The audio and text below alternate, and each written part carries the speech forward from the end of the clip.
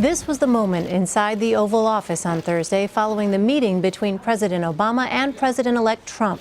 The two, who spent months attacking each other during the campaign, were actually meeting for the first time. Trump described their conversation to 60 Minutes. You looked pretty sober sitting there in the Oval Office. Did something wash over you? Or? No, I think I'm a sober person. I think the press tries to make you into something a little bit different. In my case, a little bit of a wild man. I'm not. I'm actually not. I'm a very sober person. But it was respect for the office. It was respect for the president.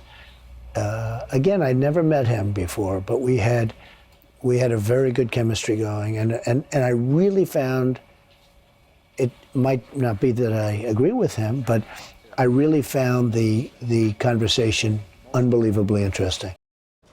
Trump kicked his transition into full gear on Thursday with that White House visit, and as Leslie Stahl said, he's got about 4,000 people to hire before taking office.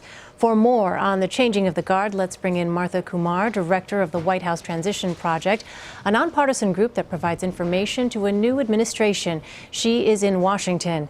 And here with me in New York, Lauren Leader-Chivée. Lauren is co-founder and CEO of All In Together and author of Crossing the Thinnest Line: How Embracing Diversity from the Office to the Oscars Makes America Stronger.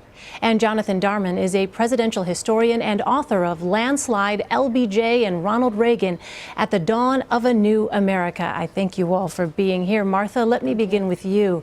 Sure. Donald Trump made two important hires on Sunday, picking Reince Priebus as chief of staff and Steve Bannon as chief strategist. Walk us through, Martha, the next several days. What is going to be taking place inside Trump Tower? The very most important thing is when you begin to think through your appointments is you start with the chief of staff. And the reason you do that is you want to set up your decision-making system. What does the president need in order to make decisions, like decisions on who the cabinet members are going to be? That you want to work through what do you need to know, as well as what do you want to know if you're president, and how does the process move? And so you want to have your chief of staff in place and then get other people like the staff secretary who controls the paper flow to and from the Oval Office, and then your strategic advisor if you're going to have one, in which in this case he certainly is. And so you find that with the chief of staff is a process person who knows how to manage, and also who has good relationships. So one of the important things is to establish those relationships with the Hill and also with groups that are going to be important to the president's agenda. So President Trump will think through what the priorities are, because you can't do everything that you promised at once. And sometimes you have to modify what you're planning on doing, what you talked about in the campaign, because now you're moving from campaigning to governing, from being a candidate of one party to being president of all the people. And you can see from the things that he has said from President-elect Trump's visit to Washington that he's making that switch, but you also notice that the government itself is making that switch. President Obama and President-elect Trump, in their discussion, did not talk about the past. They talked about the future and about the government, not about the campaign. Jonathan, let me ask you, Donald Trump's campaign was less policy-driven than most traditional campaigns. What challenges, if any, does that present here during a transition?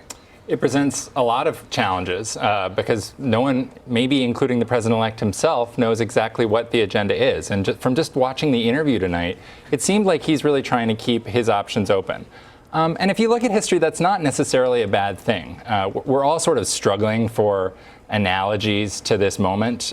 One analogy the Trump people might like is Ronald Reagan in 1981 when he came into the office, certainly as an outsider himself. And what Reagan did, Reagan had run on a very specific and in some people's eyes extreme campaign platform. But he came into office and he understood he didn't have a mandate to revolutionize government. He had a mandate to make government work.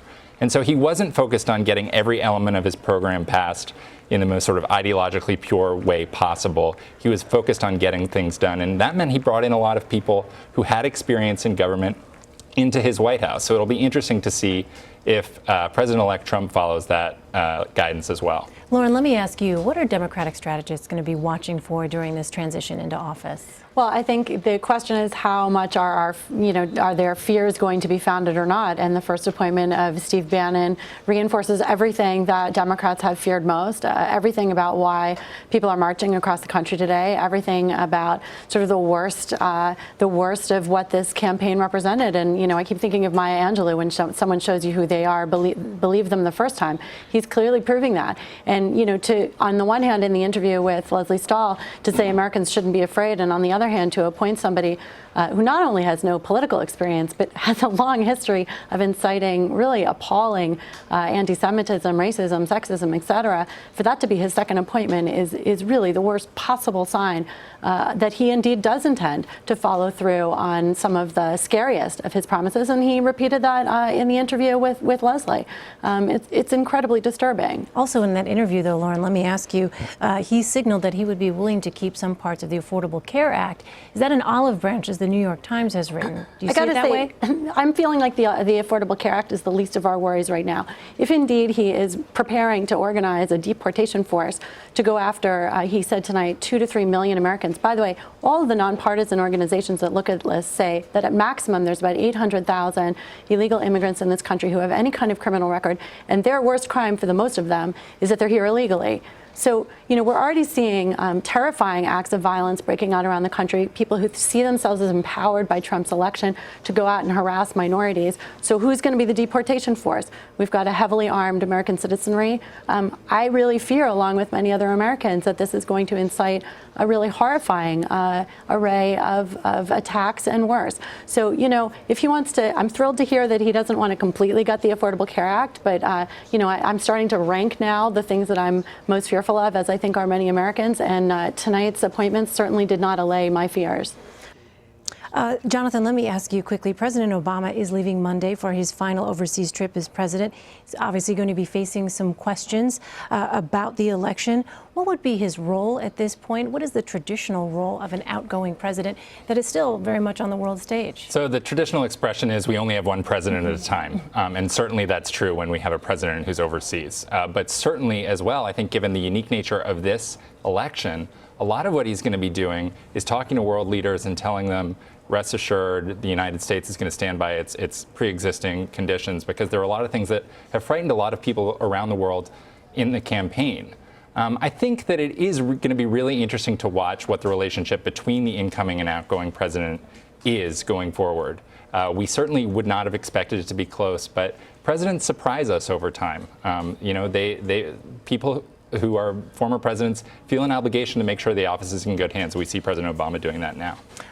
Lauren, let me just ask you, Donald Trump talked about, as this transition process moves forward, if there were protesters, if the election results had been switched and his supporters went out into the streets, that the criticism would be very strong and forceful against him. What would you say to that? Well, I mean, I think that what's interesting is that he's already sort of, the Steve Bannon effect is already there, because he's already starting to repeat some, Breitbart-like news tropes that somehow the protesters around the country are professionals who are being paid. I was on Fox News this morning, and they were repeating similar accusations that the protesters out there had been recruited on Craigslist and were being paid by people like George Soros. This is just the beginning. And for somebody who is saying that he wants to unite the country, the reality is that he did lose the popular vote. And I think if it had been turned, we would have seen his supporters protesting as well. And the fundamental fact is that we have an incredibly diverse nation. We have a nation that is over 50% female. He did win a large chunk of the female vote, but he won very little of the minority vote. And if indeed he is serious about governing the whole nation, he is going to have to demonstrate that he actually does care. And accusing the protesters of having been paid by George Soros is certainly not the way to demonstrate his commitment to supporting all Americans Americans. The country will be minority majority within a generation. We absolutely need our leaders to demonstrate an understanding of that, a commitment to equality, a commitment to ensuring that all Americans have a place in this country, that all Americans have access to the American dream. And right now we have large swaths of the country that feel that they have just been excluded en masse from the American dream, and it is his job. It is his job to demonstrate that that is not true. I think what many of us fear is that it might be. All right, we'll continue to watch to see how both his own transition progresses and also what happens with these demonstrators. I want to say thanks to all of our guests tonight, including Director of the White House Transition Project, Martha Kumar from Washington. And here on set with me is Lauren Leader-Chivée, CEO of the All In Together campaign, and political author Jonathan Darman.